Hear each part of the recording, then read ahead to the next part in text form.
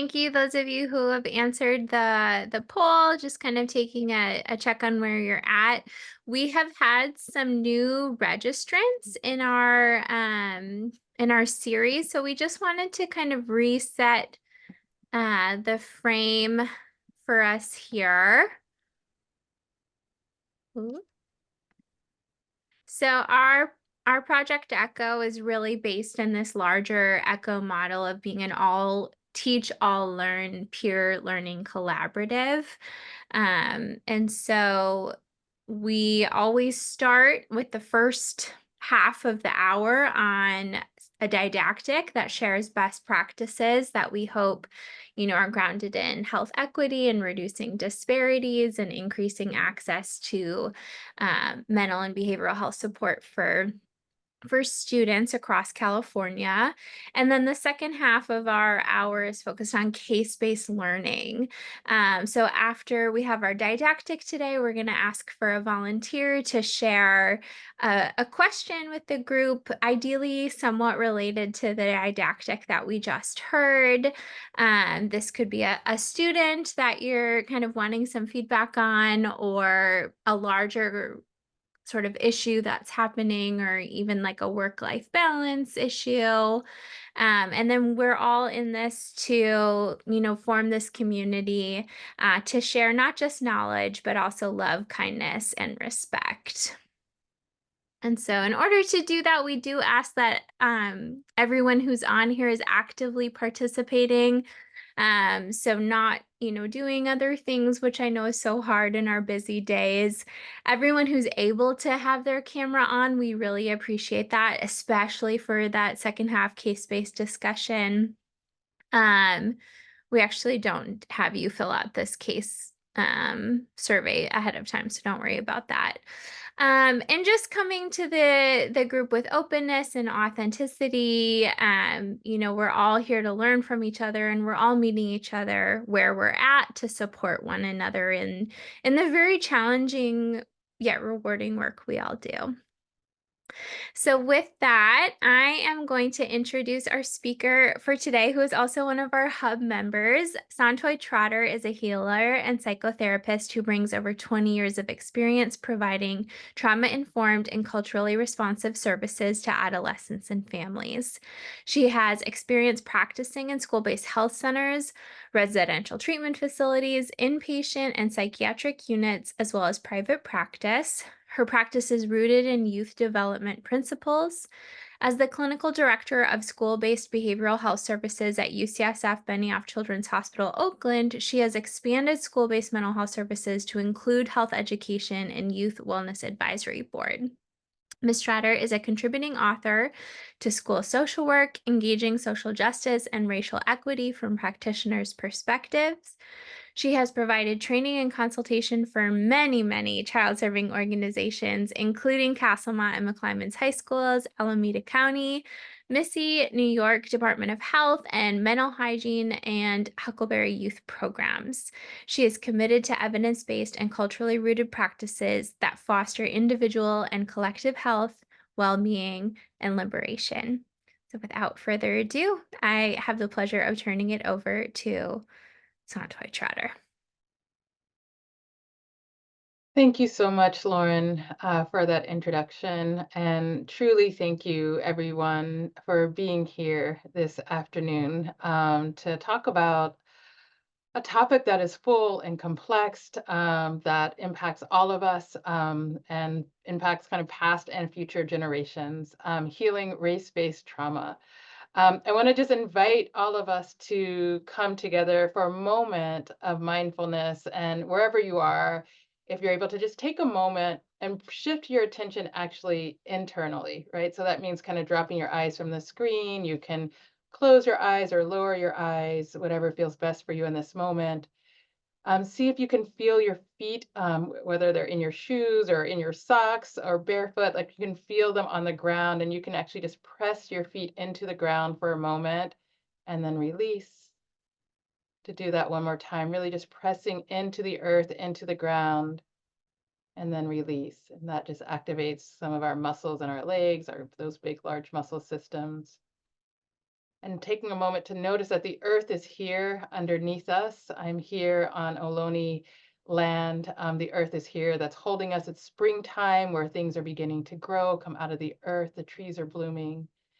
And as we're bringing our attention internal, invite you to take a few intentional breaths. So just noticing the air come in through your nose and out through your mouth. Do that just 2 more times, breathing in the air, filling in this trunk, middle body, your lungs, and out through your mouth. And just a couple more times, whatever feels right for you, but noticing that movement, right? The expansion and contraction, right? The filling up and then the releasing and letting go. And then lastly, if you can take a moment and just pay attention to the very top of your head, right? Kind of that place you can place your hand there, or you can just feel the top of your head and allow your head to reach all the way up to the sky, to the sun, to the stars, to the universe. And just notice how that feels right now. And so again, as we're reaching up towards the sky, we're going to root down into the earth. We're going to extend by rooting down. And so I invite you to just do that during the course of the time that we're here together. If at any point you notice kind of feeling numbness or agitation or anything that you're noticing, just remember to root down and then reach up and then find your breath. Next slide, please. So I have no relevant financial relationships or commercial interests to disclose, and CAP is supported by federal and state grant funding. And next slide. So I wanted to start and acknowledge our objectives, which is we'll define racism and race-based stress and trauma. We're going to define racism. This is not a training on racism. There are many of those, and I hope that many of us have gone to them and will continue to do so that we can understand racism. But we're going to just offer a definition and identify race-based trauma. We're going to really focus most of our time today on strategies that school-based providers can use to address race-based trauma and promote healing, strategies for caregivers, and strategies for young people. Next slide, please. And so I wanted to start by honoring one of my elders and a teacher and professor who is still very much alive and doing this work, but was one of the people for myself, like kind of 24 years ago, fresh out of grad school. I remember going into a training in San Francisco somewhere on post-traumatic stress syndrome and listening to Dr. Joy DeGruy. And for myself, it was the first time hearing someone talk about racism as a trauma, right? Slavery and chattel slavery, and the way that that impacts African American communities in the past and even in the present, right? And in the future. And so I just wanted to honor Dr. Joy DeGruy and as one of our elders in this work and one of the people who were early on speaking about race-based trauma, and also others like Lillian Comas Diaz, Dr. Ken Hardy, Dr. Thelma Bryant Davis, and Dr. Charlotta Ocampo. And if there are other mentors or leaders in this conversation that you know and that you are aware of, please feel free to put that in the chat so that we can each keep learning and kind of building upon the knowledge that has and the kind of really pioneers who have been thinking about this and bringing this to our awareness, and that we can keep learning and contributing as well. So next slide, please. So I think the American Psychological Association shared racism is a public health issue. This is just a definition to ground us all. Racism is a system of biased beliefs and discriminatory practices and policies based on ethnic groups or phenotypes. So really holding that when we talk about race, we know that race is a social contract, right? Race is not real. It's not biologically real, but it is very real, especially in this here United States. But so based on the way that we look, what we now kind of talk about as race, that operates to advantage those with historical power, that is white people in the United States, and disadvantage people of color. Racism is structural, it is systemic, it is institutional. It is baked into our society, into our institutions, our healthcare institutions, institution of mental health, education, our institution of law. Again, I refer you to one of Dr. Joy DeGrew's trainings, and it will kind of show how it's baked into all of these trainings. And so it doesn't mean that one individual, there is individual and interpersonal racism, and there's internalized racism, but often we don't need an individual to execute it because it's already baked into our policies, our practices, our procedures. And as we, next slide, please. So that's racism. So we think about racism, and then race-based trauma is really a form of stress, a form of trauma for people of color being exposed to incidents of racism. Right? I'm going to share this definition. Racial trauma is a form of race-based stress. Refers to people of color and indigenous individuals' reactions to dangerous events and real or perceived experience of racial discrimination. And these experiences can include threats of harm and injury, humiliation and shame, witnessing racial discrimination towards other people of color. You know, often when I think about the rise in suicide for Black children, correlates with the rise of media attention to death of Black individuals through in the media, in the news by law enforcement, right? So if we look at that data, there's a correlation there. And so that may not have been trauma that was directly inflicted by, many of those young people, but by witnessing, by hearing stories, by watching the news, that is a trauma that people are receiving. Um, and although racial-based trauma is similar to post-traumatic stress disorder, and also similar to when we think about complex trauma or developmental trauma, it's unique in that it involves individual and collective injuries due to exposure and re-exposure to race-based stress. And also thinking about it is unique in that it's a trauma that was here before an individual is born and is here after they die. And so thinking about that intergenerational trauma, thinking about parents and how they hold their children and their children's children, and inside of this context of racism, and aware that they will be exposed to to racism and stress. Okay, so kind of holding that intergenerational, um,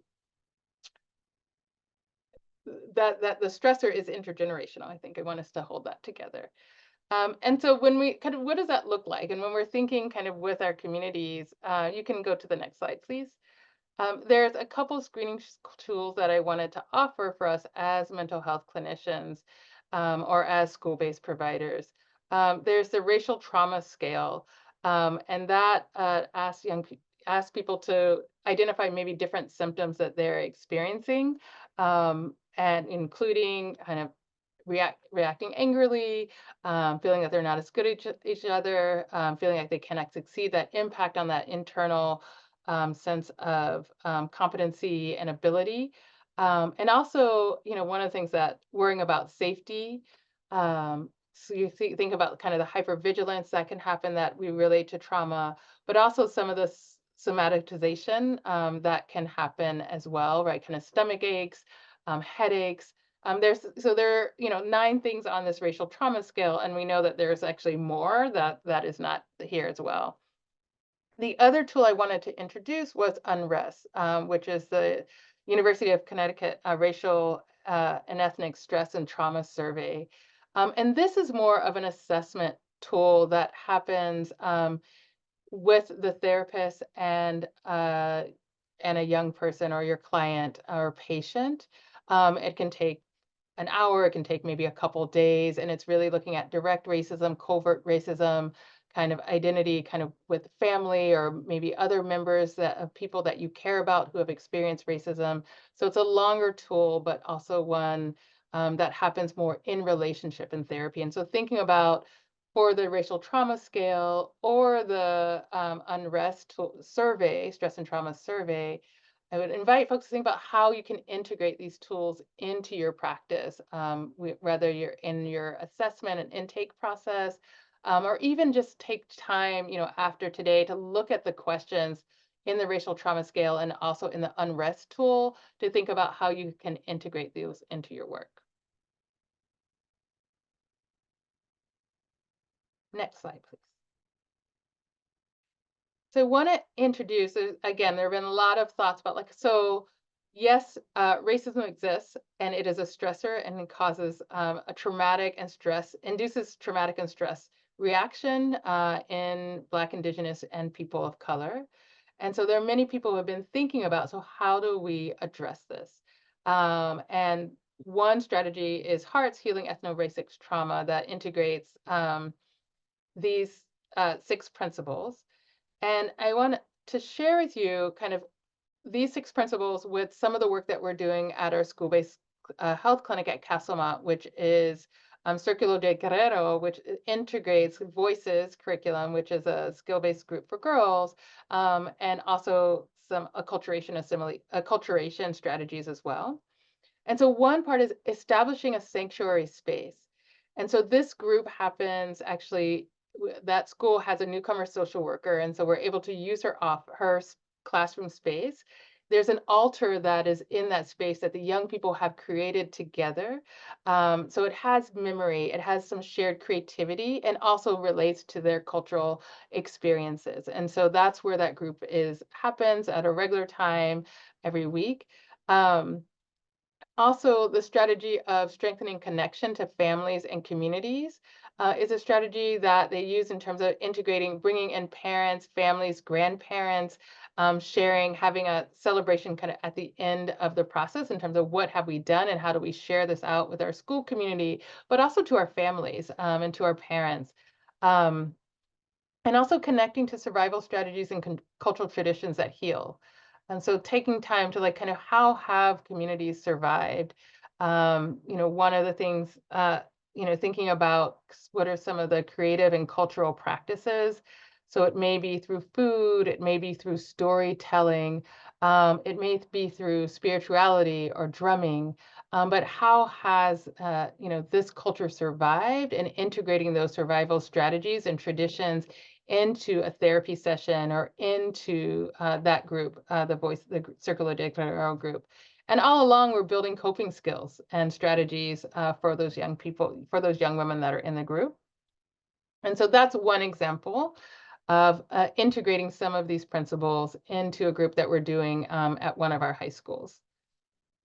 Next slide, please. And so I want to share some other strategies that kind of are common across different interventions that are specific around addressing race-based trauma. And kind of the first is acknowledging the trauma of racism, right? And, that may seem simple or easy, but really acknowledging it with our clients, acknowledging it in our written assessments. I remember, kind of one of the things that we encourage clinicians to do is integrate kind of the trauma of racism that clients have experienced in your assessment. Make sure that we're writing it down, that we're putting that in, and that we're addressing it. Listening and validating students' experience or clients' or patients' experience of race-based trauma. And, you don't have to be there. It's not even your role to be like, did that happen? Is that real or perceived racism? As we know in terms of trauma, whether it's real or, whether the perception has the same impact. You don't have to be there as a clinician or have to decide kind of what happened or was that racist or was that not. Really taking at face value what your client shares with you or what your patient or that student shares with you, and validating that experience. The other piece is also considering cultural expressions of trauma and cultural systems of care. Again, that goes to kind of what are the cultural expressions of healing, but then also how to, inside of different cultures, what are those expression of trauma? Um, you know, some cultures it may be more expressive and some cultures it may be less expressive, right? Some of that numbing, some of the times we see with many of our immigrant youth who are immigrating from Central America, is a lot of somatization, right? Kind of the stomach ache, the headaches, but not really necessarily having the words to speak about kind of their traumatic, the symptoms in different ways, more of those kind of emotional symptoms that they may be having. So really paying attention, and also advocating for kind of is this trauma that this young person is experiencing? Is it something else? But really listening for and advocating as we're thinking about what the cultural expressions may be. Next slide, please. So important to create space for grieving, for mourning, and to acknowledge kind of the loss that racism has on the collective community, especially when incidents happen that reverberate throughout a community. And it may be an individual incident, or especially with something as advertised or in the news or in the media. Creating space for grieving, for mourning, for expressions of anger, denial, sadness, numbness, really holding, I don't want to talk about that at all. Or, this is something I feel sad. I felt sad for weeks. I feel exhausted. I feel like I felt sad for a lifetime, right? So creating space and supporting our clients and patients to have language for the grieving and mourning that they may be experiencing. Next slide, please. Another strategy is amplifying social supports and connection to community and culture, and promoting relationship, and connection.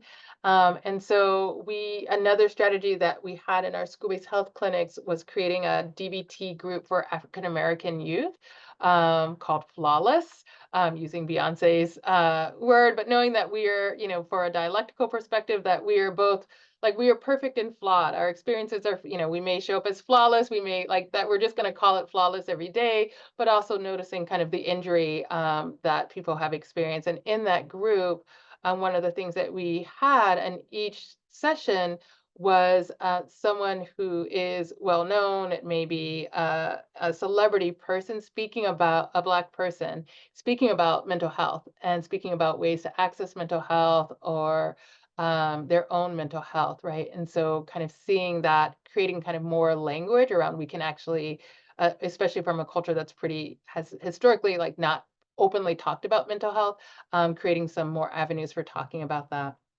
Um, and also just creating a group that was specifically for Black youth, right? And that was the first time that in my memory that we had a specific group that was specific for Black youth, and integrating cultural aspects inside of that group.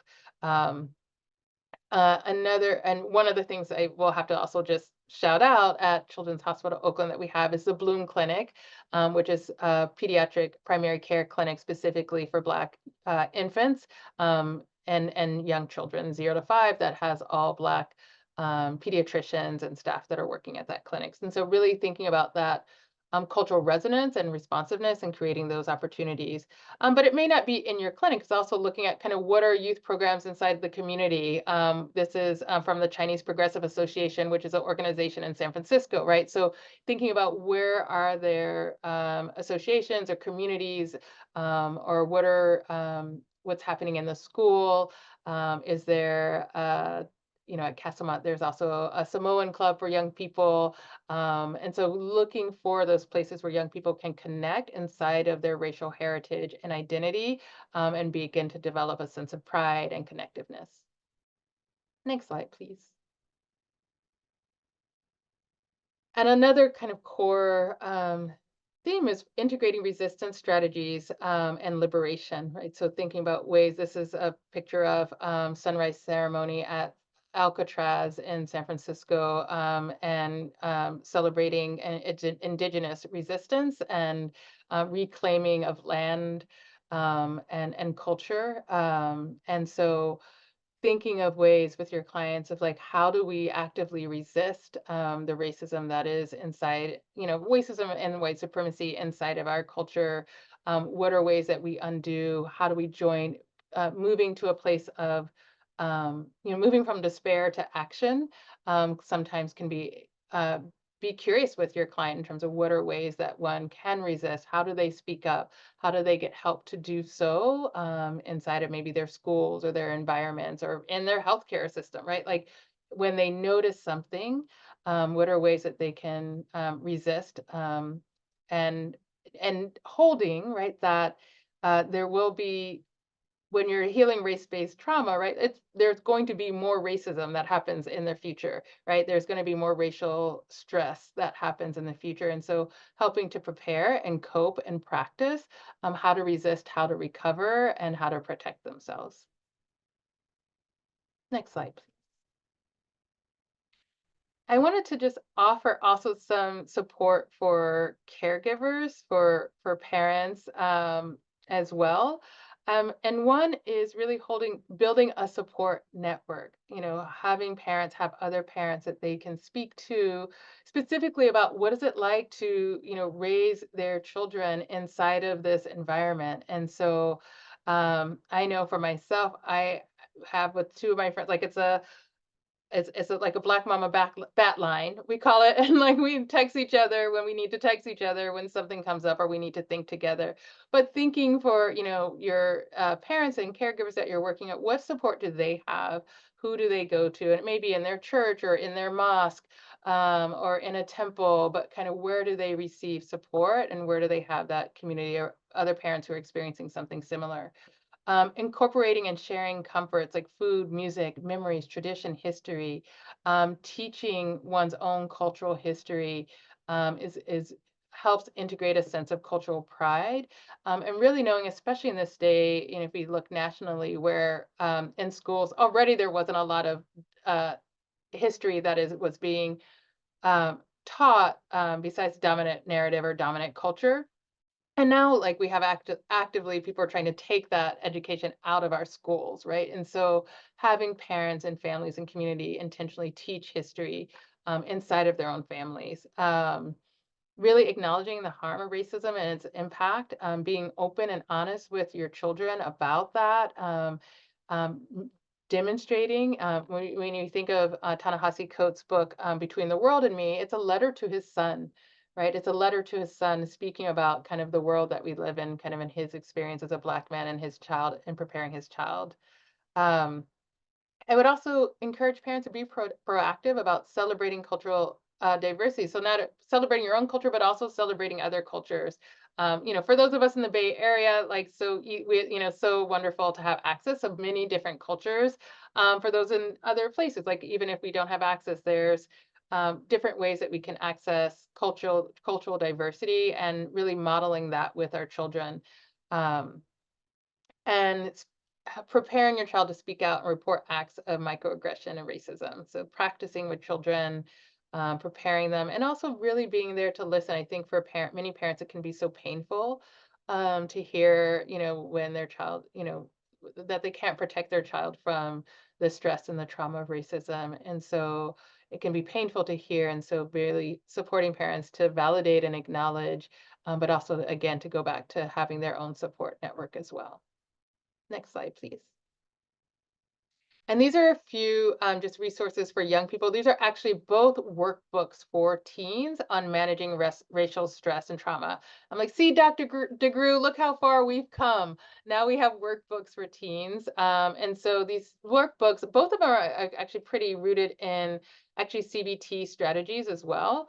And so helping young people to build their cultural and spiritual strengths, to find a way to relax, right, and to regulate before responding, supporting young people to be involved in community activities and to celebrate joy and cultural pride. Here in Oakland, just 2 weeks ago, we had the Black Joy Parade, but really finding ways to celebrate and amplifying joy and cultural pride within a young person's culture and traditions. And then the last slide is just some resources for you all. I think you will have a copy of the slide. You can share the next slide. Oh, actually, the slide after this. So I just wanted to reach out and acknowledge Dr. Ken Hardy and take a moment. I just invite you just take a moment to read this. We only cry when we have something to cry about. For people of color, there's a lot to cry about. Our tears honor the spirits of our loved ones, including ancestors, and all the intangible losses that shape our lives.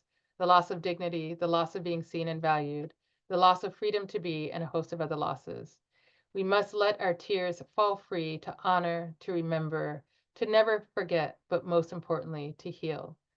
And so for us all to hold that healing is possible, I wanted to invite us to like imagine a world without racism.